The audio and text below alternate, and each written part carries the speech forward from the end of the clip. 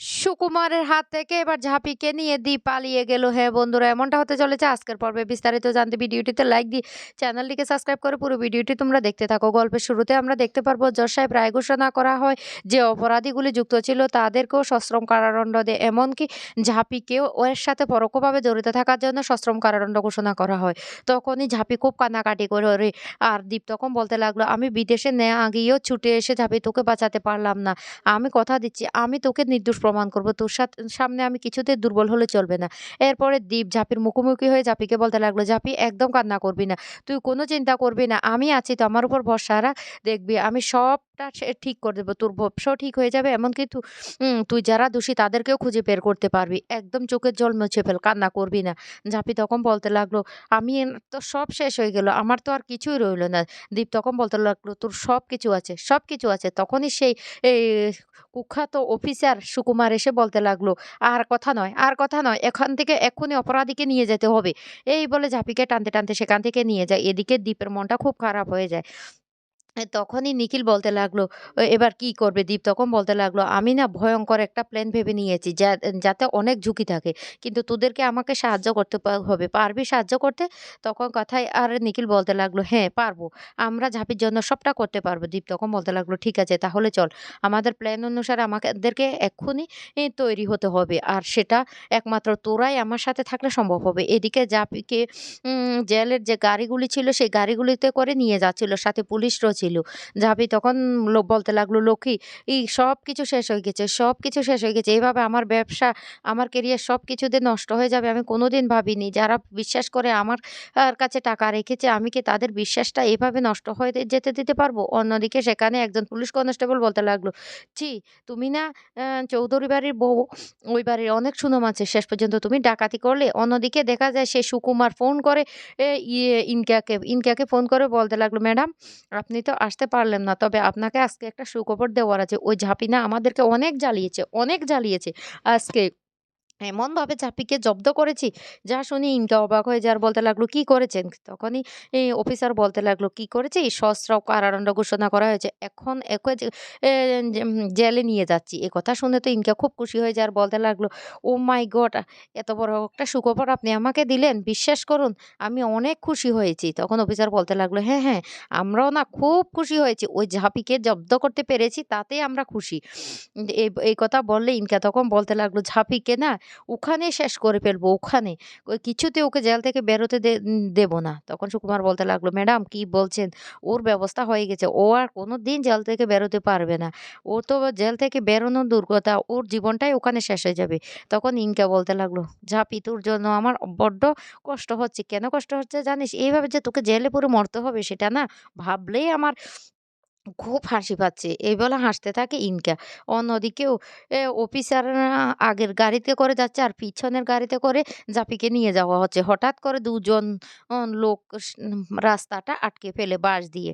আর তখনই গাড়ি দাঁড় করে সুকুমার নেমে পড়ে আর বলতে লাগলো, "কি ব্যাপার তোমরা কারা?" তখন ওরা বলতে লাগলো, "আমরা না শীতলা মায়ের পূজার জন্য চাঁদা তুলছি, ও চাঁদা দেওয়ার জন্য।" অফিসার তখন বলে উঠে, "কি? কি বলতে চাইছো? এই সুকুমারের কাছ থেকে টাকা নেবে?" তখনই ওরা বলতে লাগলো, "স্যার, শীতলা মায়ের কাছে তো আপনি, আমরা সবাই সমান। তাহলে আপনি ৳১০,০০০ দিয়ে দেন না স্যার?"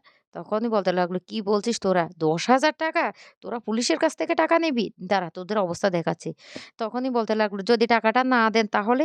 তাহলে কিন্তু আমরা কিন্তু কিছুতেই এই বাসটা সরাবো না। আপনাকে আজকে এখানে আটকিয়ে রাখবো।"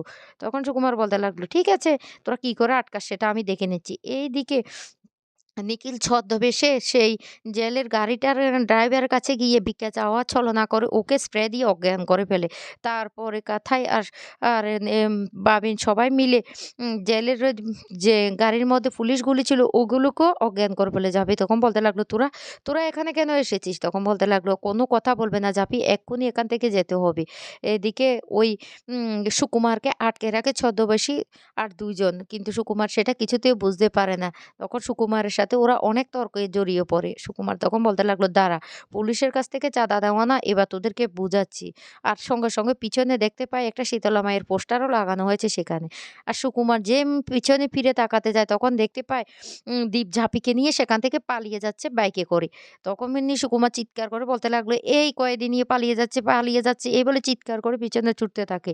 কিন্তু ওরা সেখান থেকে পালিয়ে যায়। তখন সুকুমার বলতে লাগলো, "কি ব্যাপার? ওরা তো পালিয়ে গেল। দাঁড়া, আজকে ওই চাঁদাবাজ দুজনকেও ধরবো।" এ বলে ওদের কাছে আসলে দেখতে পায় ওরাও সেখান থেকে পালিয়ে গেছে। তখন সুকুমার বলতে লাগলো, "ও আচ্ছা, তাহলে আমাকে বোকা বানিয়ে এই ঘটনাটা করেছে। এক্ষুনি ওদেরকে ফলো করতে হবে। গাড়ি নিয়ে আমাদেরকে এক্ষুনি যেতে হবে।" এই বলে যখন গাড়িটার দিকে যেতে লাগে তখন দেখতে পায় যে টায়ার পাংচার হয়ে গেছে। তখন বলতে লাগলো, সবটা প্ল্যান মাফিক ওরা করেছে। এদিকে ওরা তো গাছের আড়াল থেকে সবটা দেখতে থাকে আর হাসতে থাকে আর বলতে লাগলো, "এবার কি করবে?" সুকুমার তখন বলতে লাগলো, "কি ভেবেছিস কুমার, কি ভেবেছিস? এইভাবে ঝাঁপিকে নিয়ে পালিয়ে যাবি? এবার তোমার অবস্থাও হবে জেলে। তোমাকে কিছুতে ছাড়বে না। কোথায় লুকিয়ে থাকো দেখি আমি?"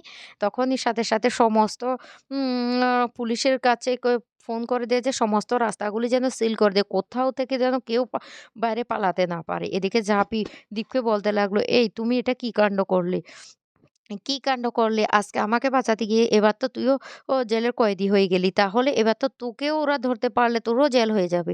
অন্যদিকে দেখা যায় দীপের মা বলতে লাগলো, "ওই মেয়েটা অলক্ষিণী মেয়ে, ওই মেয়েটা অপয়া মেয়ে।" এই বলে বিভিন্ন কথা বলতে থাকে। তখন সে দীপের বাবা রেগে যায় আর বলতে লাগলো, "খবরদার, খবরদার বৌমার নামে আরেকটা বাজে কথা বলবে না। বৌমা লক্ষ্মী, লক্ষ্মীমন্ত বৌমা।" তখন দীপের মা বলতে লাগলো, "শোনো, কেমন লক্ষ্মী আমার জানা আছে, কেমন লক্ষ্মী আমার জানা আছে।" এদিকে দীপের ভাই বোনরাও বাড়িতে চলে এসেছে। আর সেই মুহূর্তে সুকুমার এসে বলতে লাগলো, "এ বাড়িটা তন্ন তন্ন করে খোঁজ, কোথায় লুকিয়ে থাকতে পারে? ওকে তো আমরা খুঁজে বের করব।" তখন দীপের মা বলতে লাগলো, "কাকে খুঁজছো? ঝাঁপিকে? ঝাঁপি না জেলে।" এই কথাটা বলতে সুকুমার বলতে লাগলো, "না, ঝাঁপিকে খুঁজছি না, খুঁজছি আপনার গুণধর পুত্র দীপকুমারকে। সে ঝাঁপিকে নিয়ে পালিয়েছে।" এই কথা শোনার সাথে সাথে তো দীপের মা বলতে লাগলো, "কি বলছেন? কি বলছেন? আমার ছেলে ওকে নিয়ে পালিয়েছে?" তখন বলতে লাগলো, "পালিয়ে যাবেটা কোথায়? আপনাদের গ্রামের বাড়ি কোথায়? সেখানে আমরা গিয়ে খোঁজ করব। সব জায়গা আমরা তন্ন তন্ন করে খুঁজবো। যেখানে পাই ওকে সেখান থেকে ধরে নিয়ে আসবো।"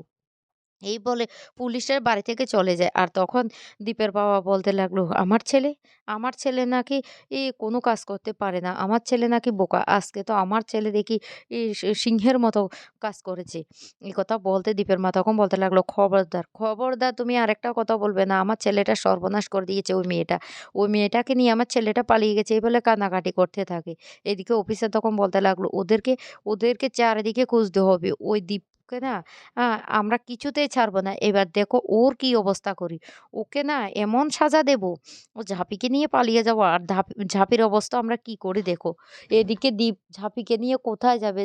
আর তখনই চলে যায় তাদের সেই সাথে কাজ করা যে মহিলারা ছিল ওদের গ্রামের ওখানে। আর গিয়ে সবটা খুলে বলতে থাকে আর বলতে লাগলো, "একমাত্র ঝাঁপিকে তোমরাই বাঁচাতে পারো। তোমরা যদি জায়গা দাও তাহলে ঝাঁপি বাঁচতে পারবে।" কারণ ঝাঁপিকে ওরা এমনভাবে ফাঁসিয়ে দিয়েছে। তখন ওরা বলতে লাগলো, "ঝাঁপি একজন লক্ষ্মী মেয়ে। ওকে আমাদের কাছে রাখবে।" বলে ঝাঁপিকে জড়িয়ে ধরে বলতে লাগলো, "ঝাঁপি এখানে থাকো।"